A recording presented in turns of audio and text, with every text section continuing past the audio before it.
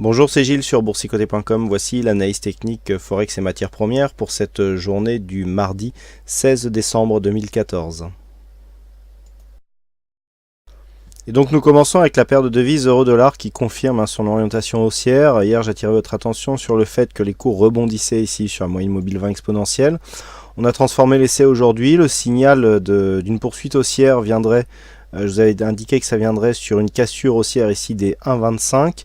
On a cassé ces 1,25. On est venu inscrire ici un nouveau point haut sur l'horizon très court terme à 1,2570.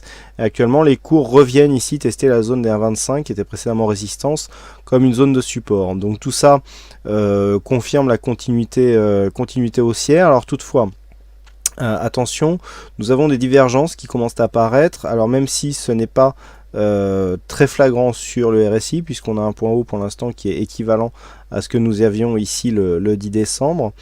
Par contre, du point de vue des stochastiques, eh bien c'est beaucoup moins évident, puisqu'on a ici effectivement des points hauts qui descendent. Donc attention à ce début de divergence qui pourrait laisser paraître une phase d'affaiblissement du point de vue de la tendance. Là aussi sur le MACD, on a très peu de hausse sur cette phase. Pourtant, les cours étaient dynamiques. On est bien sorti de la bande de Bollinger avant de réintégrer ici et de marquer un petit mouvement de consolidation. Donc tout va se jouer sur cette zone. Ça tombe bien puisque la zone des 1,2488, 1,25 est une zone significative. Le fait que les cours viennent casser cette zone et reviennent dessus en tant que support est plutôt bon signe pour une continuité haussière. Donc si les cours maintiennent ici une évolution supérieure à cette zone, eh bien on pourra avoir ici une configuration qui jouera la continuité du mouvement.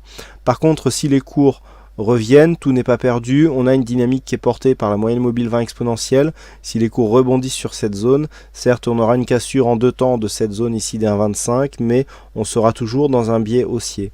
Par contre, si les cours cassent ici cette zone et la moyenne mobile 20 exponentielle, d'un point de vue plus large, si on casse ici cette zone des 1,2440 et donc finalement cette zone des 1,2414, puisqu'il s'agit du dernier point bas significatif, il s'agit de cette zone ici des 1,2370 puisque cette zone n'est pas située, n'est pas le point bas qui se situe entre deux points hauts significatifs qui sont ici et ici. Donc le point bas c'est bien celui-ci. Donc si on aura quand même un signal ici d'inversion sur une cassure des 1,2414 mais qui sera définitivement confirmé sur une cassure de cette zone ici des 1,2370 puisque le point bas significatif se situe sur cette zone qui est aussi une zone horizontale majeure du point de vue de cette tendance. Donc pour l'instant, malgré cette petite phase de temporisation là, on reste haussier du point de vue de la tendance. Les affaiblissements, donc les signaux d'affaiblissement, prendront de l'importance au fur et à mesure que l'on descendra ici sur les diverses zones qui ont été citées. Sur le dollar yen, on est vraiment sur une phase de consolidation. Alors on a un mouvement qui est très technique et très propre finalement. On a eu ici cette phase de hausse, donc on va reprendre un petit peu toute la configuration. On a eu donc cette phase de hausse qui a marqué un point haut significatif, 121,69. Puis lorsque l'on s'est approché, ici on a tracé le retracement de Fibonacci. En revenant sur le retracement de Fibonacci, on a eu premier test ici du 23,6, test enfoncé, et donc là on a validé ici l'enfoncement du 23,6% de Fibonacci. On voit bien que ce retracement a vraiment joué son rôle de support. Et sur cette cassure, je le dis souvent, lorsque nous avons une rupture du niveau à 23,6% de Fibonacci, l'objectif c'est le 38,2. Et bien regardez ce qui s'est passé, on est venu avec un 38,2 à 115,51, on est venu marquer un point bas sur cette bougie à 115,56. Alors à 5 pips, on peut considérer que le retracement ici est fait et on a vraiment rebondi sur une zone très proche de ce retracement de Fibonacci pour revenir finalement marquer quasiment un point haut sur cette zone des 23,6. Donc on le voit, une tendance qui est clairement définie. On voit bien les points hauts ici qui viennent jouer en résistance sur la moyenne mobile 20 exponentielle qui est ici exprimée en traits rouges pointillés. On le voit bien, c'est relativement clair sur cette phase. Précédemment, nous étions ici sur une phase haussière avec ce pointillé donc qui agissait comme support. Donc pour ceux qui utilisent les systèmes du trading en tendance, on oscille bien ici entre moyenne mobile et bande de Bollinger. On inverse le flux tout de suite avec donc des cours qui s'inscrivent dans une phase baissière puisqu'on évolue désormais sous cette moyenne mobile avec des points de résistance toujours sur cette tendance. Pour ceux qui ont joué le retournement selon le setup de trading en tendance, donc alors ce point-là était très difficile à attraper, il n'y a pas eu contact et lorsque nous étions sur cette zone, eh bien la moyenne mobile était beaucoup plus haute, donc quasiment impossible à jouer. Par contre, sur cet enfoncement retour ici, là c'était jouable. Et bien, ceux qui ont pris, qui ont vendu donc sur ce point haut pour jouer la continuité baissière, ont protégé leur position ici sur le point bas, contact de la bolle inférieure. Ça c'est le setup de trading en tendance. Et ensuite, on n'a plus qu'à regarder la tendance se poursuivre. Toujours possible de venir prendre des ventes partielles ici, enfin des sorties partielles sur les phases d'excès, je le rappelle. Donc là on est vraiment dans quelque chose de très technique, bien borné par les retracements de Fibonacci, et on voit le setup de trading en tendance nous donner des points relativement intéressants à jouer pour capter ce mouvement.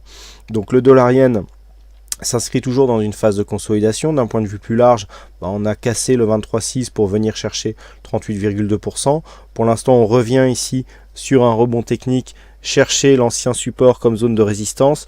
On a la moyenne mobile 20 exponentielle qui traîne ici dans les parages. Donc tant que l'on oscille sous cette zone ici des 117,87, eh bien on reste dans un flux qui est baissier, avec donc un enfoncement et donc cette zone de support qui devient résistance. Donc pour l'instant on reste baissier sous cette zone. Si les cours venaient à casser ici cette zone de retracement, et par exemple attaquer d'une manière assez franche la moyenne mobile pour marquer un contact ici sur les 118,72, effectivement il y aura un signal d'affaiblissement. Par contre il faudrait revenir au-dessus de ce point haut significatif qui se situe à 119,56 pour invalider la poursuite du mouvement, puisqu'il y aura donc un point haut qui sera plus haut que le précédent, et dans ce cas là nous aurions un signal de retournement. Mais tant que ces points ne sont pas cassés, eh bien nous sommes toujours dans un flux court terme qui reste baissier. Et enfin nous terminons avec l'or, donc qui continue à s'inscrire dans un mouvement baissier. Donc hier on a constaté une cassure du retracement à 61,8%, juste après que j'ai effectué mon analyse. Donc le setup tout le monde le connaît, hein. Sur une cassure des 61,8 on a une probabilité accrue de revenir sur un retracement total. Bon, c'est ce qui s'est passé ici. Effectivement le 100% ici avait été pris sur le plus bas, mais on aurait pu aussi le prendre sur ici l'origine de la tendance, et ça nous aurait validé ce retracement. Donc en tout cas je dirais que dans l'optique on y est. Donc les cours, même si on est venu retracer ici et toucher l'objectif, sont venus effectivement confirmer cet objectif des 1187 $ l'once, qui est un objectif et une zone de support majeur. On continue à osciller ici sous cette moyenne mobile 20 exponentielle avec des contacts répétés sur la bande de Bollinger inférieure.